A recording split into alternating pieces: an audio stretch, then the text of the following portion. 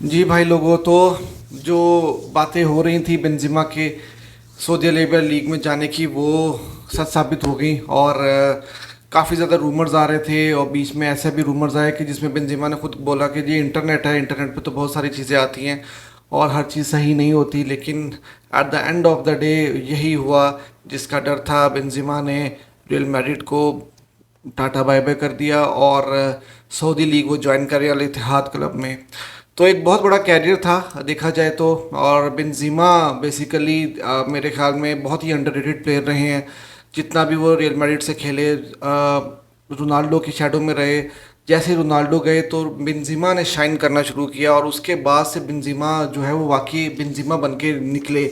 और तभी एक वक्त ऐसा था कि जब रोनाल्डो के साथ जब बेंजीमा खेल रहे थे, तो बहुत ज़्यादा बातें हो रही थी कि बेंजीमा को सेल कर देना चाहिए और किसी और प्लेयर को लेकर आना चाहिए। लेकिन बेंजीमा, क्योंकि रोनाल्डो को भी के साथ बहुत अच्छा कम्बिनेशन भी था, उनको असिस्ट भी बड़ा अच्छा करते थे। और रोनाल्डो के जाने के बाद थोड़ा सा टाइम ऐसा ज़रूर आया था कि जहाँ पर बेंजीमा ने स्ट्रगल ज़रूर किया, लेकिन उसके बाद से बेंजीमा भाई मेन फोर्स थे रियल मैड्रिड की। और बहुत बड़ा कैरियर 14 साल उन्होंने गुजारे रियल मैड्रिड के साथ। और बेंजीमा एक बहुत ही अच्छा कैरियर उन्होंने गुजारा, और 647 गेम्स खेली उन्होंने रियल मैड्रिड की तरफ से। 354 गोल स्कोर किए, 165 असिस्ट थे उनके। तो बैलोन डी और भी जीते। आपको पता है कि लास्ट लास्ट ईयर उन्होंने बैलोन डी और का भी अवार्ड अपने नाम किया था। तो बिल्कुल रोनाल्डो के जाने के बाद से काफ़ी निखर के सामने आए, और उन्होंने अपना कैरियर बहुत अच्छे तरीके से एंड किया रियल मैड्रिड में। और मैं समझता हूँ कि शायद एक एक दो सीज़न और खेल सकते थे, अभी भी उनमें काफ़ी फुटबॉल बाकी थी। लेकिन सऊदी अरेबियन जो हैं वो सऊदीज़, उन्होंने इतनी अट्रैक्शन दे दी है पैसे के हिसाब से कि प्लेयर्स के लिए रेजिस्ट करना मुश्किल है। स्पेशली जब प्लेयर 35-36 ईयर्स की एज में होते हैं, जब उन्हें पता है कि उनकी फ़ुटबॉल ख़त्म होने वाली होती है, तो वो फिर चाहते हैं कि मतलब इस चीज़ को कैश किया जाए, जाते जाते एक अच्छी अमाउंट, एक हैवी अमाउंट जो है वो कमाई जाए। तो बेंजिमा ने भी यही किया। और आप जब देखते हैं तो क्रिस्टियानो रोनाल्डो भी सऊदी लीग में है। उनको एक बहुत ही हैवी किस्म का कॉन्ट्रैक्ट ऑफर हुआ था। फिर उसके बाद बेंजिमा को भी अराउंड 150 मिलियन के करीब है, और टोटल 300 मिलियन के करीब का कॉन्ट्रैक्ट है, सारी चीज़ें सारे क्लॉजेस डाल के। तो एक काफ़ी अट्रैक्शन थी। और बेंजीमा ने जो है वो आखिर में आकर, जिस तरह मैंने पहले भी कहा कि पहले ये बात हो रही थी कि बेंजीमा को कनेक्ट किया जा रहा था अल इत्तेहाद सऊदी अरेबियन क्लब के साथ। फिर उसके बाद उन्होंने आकर कहा कि नहीं, ऐसी कोई बात नहीं है। और एंसेलोटी ने भी ये बात कही थी कि नहीं, बेंजीमा रुकेंगे, उनका कॉन्ट्रैक्ट अभी बाकी है। लेकिन आज जब ऑफिशियल न्यूज़ आई, फैब्रिजियो रोमानो ने इस चीज़ को कंफर्म किया कि बेंजीमा जो है वो छोड़ के जा रहे हैं, तो काफ़ी ज़्यादा शॉकिंग था। और सऊदी अरेबियन लीग जो है वो बड़ी से बड़ी होती जा रही है भाईजान। क्रिस्टियानो रोनाल्डो ने ऐसे नहीं कहा कि ये टॉप 5 लीग बन जाएगी, और मुझे लगता है कि वो काफ़ी बड़े बड़े नामों को अपनी लीग में लेकर आएंगे। जिस तरह आपको पता है कि मेसी को भी एक बहुत बहुत तगड़ा, बहुत हैवी कॉन्ट्रैक्ट ऑफर किया हुआ 1 बिलियन का। और मुझे तो डाउट लग रहा है इस टाइम पे, क्योंकि देखें, लॉयल्टी एक अलग बात है, इमोशनली मेसी की अटैचमेंट बार्सिलोना के एक साथ अलग बात है। और जो बाकी के इश्यूज चल रहे हैं बार्सिलोना ला लीगा के फाइनेंशियल फेल प्ले को लेके, और डिले पे डिले होता जा रहा है, तो मुझे तो डाउट इस तरह से लग रहा है। क्योंकि आज के भी रूमर्स ऐसे ही आ रहे थे कि मेसी ने 48 आवर्स का अल्टीमेटम दिया कि भाई 48 आवर्स में वो डिसाइड कर लेंगे कि उन्होंने क्या करना है।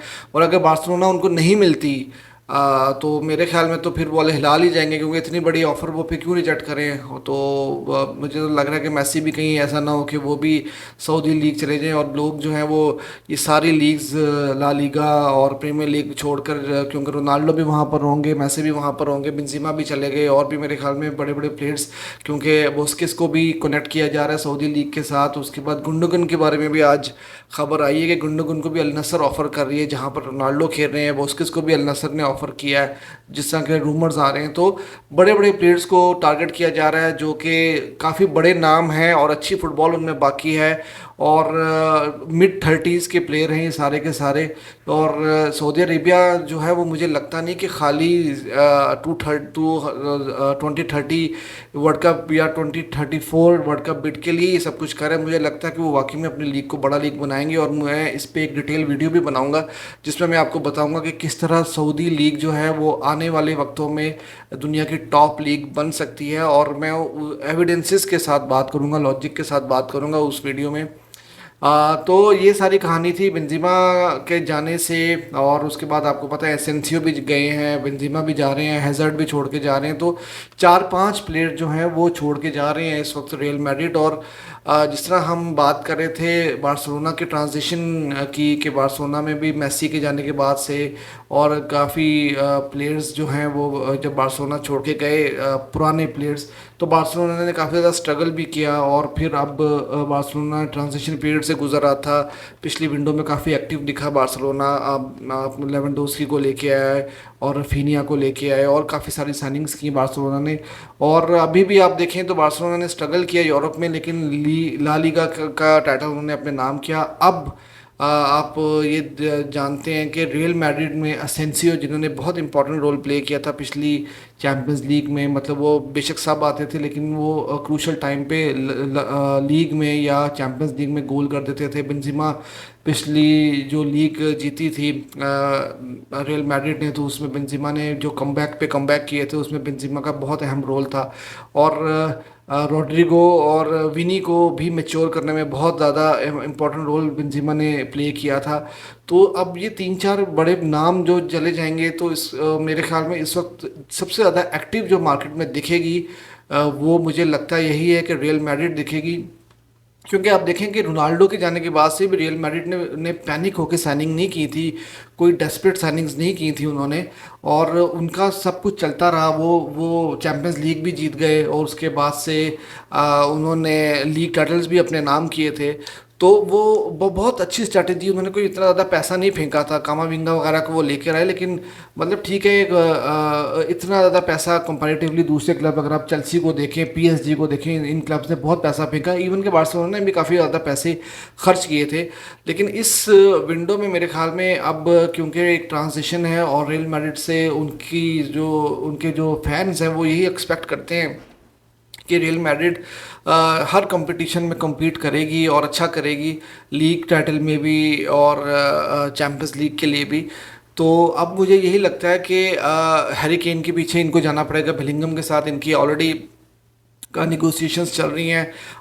मेरे ख्याल में राइट विंग के ऊपर भी, राइट बैक के ऊपर भी ये लोग कोई कुछ ना कुछ, हावर्ड्स के साथ काफ़ी ज़्यादा लिंक किया जा रहा है। अब बहुत सारे लोग ये बात कर रहे हैं कि जी हावर्ड्स कोई इतने बड़े प्लेयर तो नहीं है, चेल्सी में भी वो कोई इतना ज़्यादा परफॉर्मेंस तो नहीं दे रहे। लेकिन देखें, अब हमारी तो एक लिमिटेड नॉलेज है फुटबॉल के बारे में। हावर्ड्स जो हैं वो अगर आप देखें तो काफ़ी जो मतलब हम लोग जो भी चाहे समझें, लेकिन क्योंकि इनकी स्काउटिंग होती है, प्रॉपर तरीके के साथ प्लेयर को वॉच किया जाता है, और ज़रूरी नहीं कि अगर वो चेल्सी में इतने अच्छे साबित नहीं हुए तो वो रियल मैड्रिड में भी साबित ना हो। कुछ प्लेयर्स ऐसे होते हैं जो एक क्लब में बहुत अच्छा परफॉर्म कर जाते हैं लेकिन दूसरे क्लब में वो इतना अच्छा परफॉर्म नहीं कर पाते। तो पॉसिबल है कि वो अगर रियल मैड्रिड में आए तो वो एकदम से शाइन कर जाएँ, तो ये भी एक चीज़ हो सकती है।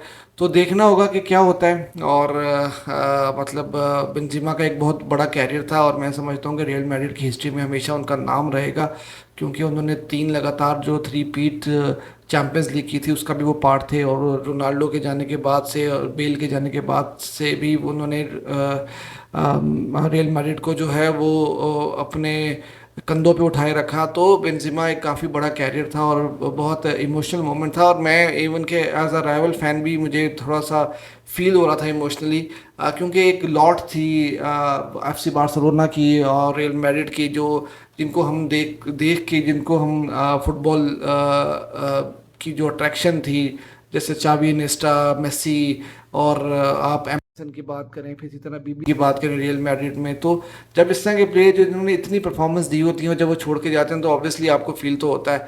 तो अब देखना होगा कि रियल मैड्रिड क्या करती है इस विंडो में, ट्रांसफर विंडो में।